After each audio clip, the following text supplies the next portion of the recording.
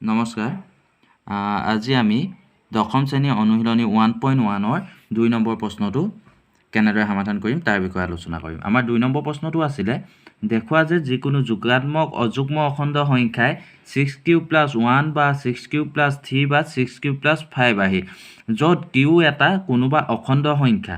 আমাৰ ইয়াত প্ৰশ্নটোত কৈছে যে আমি প্ৰমাণ কৰিব লাগে যিকোনো এটা যোগাত্মক অযুগ্ম অখণ্ড সংখ্যাই 6 কিউব প্লাছ 1 বা 6 কিউব প্লাছ 3 বা 6 কিউব প্লাছ 5 আহি আৰু ইয়াত কৈছে কিউ এটা কোনোবা অখণ্ড সংখ্যা, যিকোনো অখণ্ড সংখ্যা বুলি কৈছে।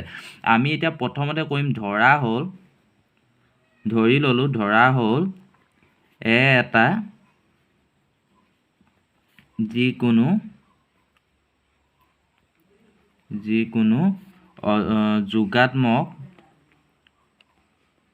যোগাত্মক অযুগ্ম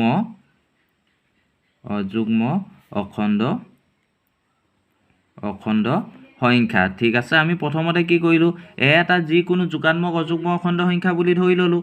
এতিয়া আমি প্ৰমাণ কৰিব লাগে যে বা দেখুৱাব লাগে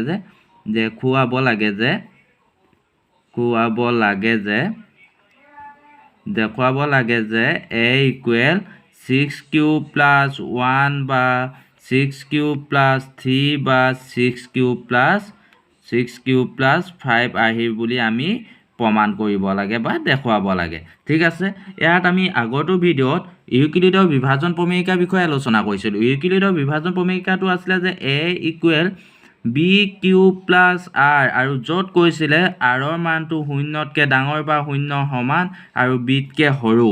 ঠিক আছে, আমি এতিয়া এটা যিকোনো যোগাত্মক অযুগ্ম অখণ্ড সংখ্যা বুলি ধৰিছোঁ আৰু আহিটো কি হ'ব 6 কিউব প্লাছ 1 6 কিউব প্লাছ 3 বা 6 কিউব প্লাছ 5। মানে কি বুজাইছে, কিউ এটা যিকোনো অখণ্ড সংখ্যা হ'ব পাৰিব, 1 2 3 4 যি হ'ব পাৰে, কিউ মান যিকোনো হ'ব পাৰে। আৰু বি মানটো কি হ'ব 6 হ'ব, আৰু আৰৰ মান মাত্ৰ 1 3 আৰু 5 হ'ব পাৰিব, তাৰ বাহিৰে বেলেগ নহয় বুলি কৈছে। ঠিক আছে, আমাৰ ইয়াত বি জেগাত পাই গ'লোঁ 6 আৰু আৰৰ জেগাত হ'ব পাৰি 1 3 আৰু 5 হ'ব পাৰে বুলি প্ৰমাণ কৰিব লাগে। ঠিক আছে, ইয়াত আমি যদি এইটো নিয়মত চাওঁ, আৰৰ মান কি হ'ব, আৰৰ মানটো শূন্যতকৈ ডাঙৰ বা শূন্য সমান হ'ব আৰু 6তকৈ সৰু হ'ব। এতেকে আমাৰ আৰ ইকুৱেল হৈ যাব 0 1 2 3 4 আৰু 5, মানে 6 হ'বগৈ নোৱাৰে কাৰণ 6তকৈ আৰৰ মানটো সৰু। ঠিক আছে, আমি এতিয়া প্ৰমাণ কৰি চাম। আৰ ইকুৱেল 0 হ'লে কি হ'ব, আৰ ইকুৱেল 0 হ'লে এ ইকুৱেল হৈ যাব আমাৰ 6 কিউব প্লাছ 0, মানে 6ৰ লগত যিকোনো অখণ্ড সংখ্যা বুলি কৈছে কিউ। 3 পূৰণ কৰিলে 18 এটা যুগ্ম সংখ্যা পাম, 6 4 গুণ 24 এটা যুগ্ম সংখ্যা পাম, যি পূৰণ কৰিলেও আমি এটা যুগ্ম সংখ্যা পাম। যোগ 0 মানে শূন্য ভেলু নাই, শূন্য যাৰ লগত যোগ কৰিলেও সেই সংখ্যাটোৱে পোৱা যায়। গতিকেলৈ এইটোত এটা কি হ'ব, এটা যুগ্ম সংখ্যা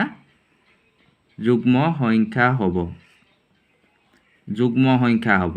ঠিক আছে, এতিয়া আৰ ইকুৱেল 0টো গম পালোঁ। আৰ ইকুৱেল 1 হ'লে কি হ'ব চাবা, ইয়াতে মই এটা লিখিব থাকি গ'ল, এতিয়া বুলি লিখিবা তোমালোকে। এতিয়া আৰ ইকুৱেল 1 হ'লে হৈ যাব এ ইকুৱেল 6 কিউব প্লাছ 1। আমাৰ এতিয়া চোৱা 6 কিউব প্লাছ 1, মই কিউ জেগাত যিকোনো এটা ধৰোঁ, 3 ধৰি ল'লোঁ, প্লাছ 1 প্ৰথমতে পূৰণ কৰিম, 6 3 গুণ 18, 18 1 19। ঠিক তেনেদৰে মই 6 জেগাত এবাৰ তোমালোকৰ 6 লগত কিউ জেগাত মই 5 আছে বুলি ধৰি ল'লোঁ, 6 × 5 6 × 5 প্লাছ 1। এতিয়া 6 5 গুণ 30, 30 1 হৈ গ'ল তোমালোকৰ 31, এটা অযুগ্ম সংখ্যা। তেন্তে আমি এটা কি পাম, 6 কিউব প্লাছ 1 আহি সদায় এটা অযুগ্ম সংখ্যা হ'ব। মই পিছৰখিনি নালাখোঁ, অযুগ্ম সংখ্যা হ'ব। ঠিক আছে, তাৰপিছত আৰ ইকুৱেল এবাৰ 2 হ'লে আমাৰ কি হ'ব চাবা, 2 হ'লে কি হৈ যাব, আমাৰ সংখ্যাটো হৈ যাব এ ইকুৱেল 6 কিউব প্লাছ 2, এটা যুগ্ম সংখ্যা হ'ব। কেলৈ যুগ্ম সংখ্যা হ'ব আমি প্ৰমাণ কৰি চাম। ঠিক আছে, এই ওপৰলৈ মই লিখিছোঁ। তোমালোকৰ এতিয়া যিকোনো সংখ্যা কিউ জেগাত আমি যিকোনো ধৰিব পাৰোঁ। মই কিউ 3 ধৰিলোঁ, প্লাছ 2 আছে, 6 3 গুণ 18, 18 লগত 2 যোগ কৰিলে 20 হ'ব, এটা কি পাম, যুগ্ম সংখ্যা পাম। ঠিক তেনেদৰে মই 6 লগত কিউ জেগাত এবাৰ 5 ধৰিলোঁ, যোগ 2, 6 5 গুণ 30, 30 2 হৈ গ'ল 32, এটা যুগ্ম সংখ্যা। কিউ মান যি নাপাতিলেও এটা সদায় আমি যুগ্ম সংখ্যা পাম। ঠিক আছে, তেনেদৰে আমি এইবাৰ আৰ ইকুৱেল 3 হ'লে কি হ'ব চাওঁ।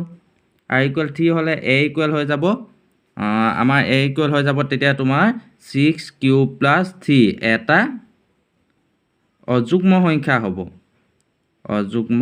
সংখ্যা হ'ব কেনেকৈ অযুগ্ম সংখ্যা হ'ব আমি ইয়াতে প্ৰমাণ কৰি চাম আমি 6 ইনটু মই কিউ জেগাত 2 আছে বুলিয়ে ধৰোঁ 2 প্লাছ 3 6 দুগুণ 12 12 লগত 3 যোগ কৰিলে হৈ যাব 15 তোমালোকে তেনেদৰে কিউৰ জেগাত বেলেগ মান পাতিও যিকোনো এটা অখণ্ড সংখ্যা যোগাত্মক অখণ্ড সংখ্যা পাতিও কৰি চাব পাৰা সদায় এটা অযুগ্ম সংখ্যা পাবা তোমালোকে তেনেদৰে প্ৰমাণ কৰি চাবা ঠিক আছে এবাৰ আমি r = 3 হৈ গ'ল এবাৰ r = কি ল'ব লাগে 4 ল'ব লাগে r = 4 হ'লে কি হ'ব চাবা r = 4 হ'লে হ'ব আমাৰ a = 6q + 4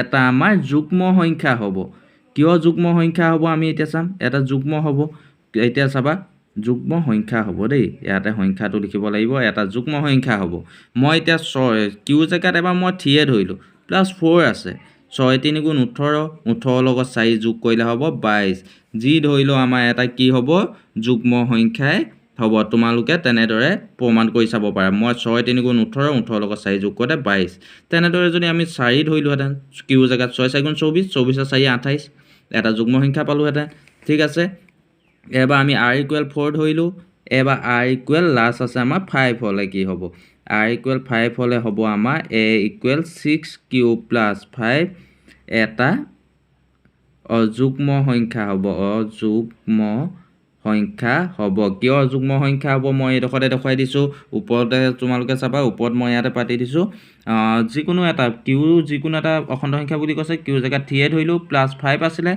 আৰু জেগাত যিহেতু আমাৰ 5 আছিলে এতিয়া মই চোৱা 6 3 গুণ 18 18 লগত 5 যোগ কৰিলে হৈ গ'ল 23 এটা অযুগ্ম সংখ্যা পাইছোঁ ঠিক তেনেদৰে যদি মই কিউ লগত 5 থাকিলে বুলি ধৰিলোহেঁতেন কিউ জেগাত যদি মই 5 ধৰিলোহেঁতেন তেতিয়া 6 5 গুণ 30 হ'লহেঁতেন আৰু 30 5 35 হ'লহেঁতেন এটা অযুগ্ম সংখ্যাই পালোহেঁতেন গতিকে আমি এতিয়া ইয়াত প্ৰমাণ হ'ল কি হ'ল চোৱা 6q + 1 হওঁতে এটা যুগ্ম সংখ্যা পালোঁ ঠিক তেনেদৰে 6q + 3 হওঁতে এটা অযুগ্ম সংখ্যা পালোঁ আৰু 6q + 5 হওঁতে অযুগ্ম সংখ্যা পালোঁ এতেকে দেখুওৱা হ'ল যে শেষত লিখিব লাগিব আমি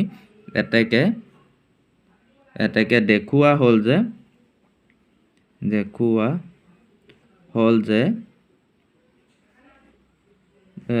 যিকোনো যোগাত্মক অযুগ্ম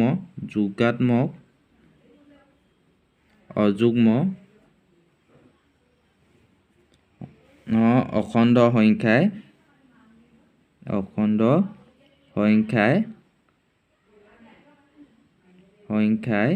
6q + 1 বা 6q + 3 বা 6q + 5 আৰ্হি হয়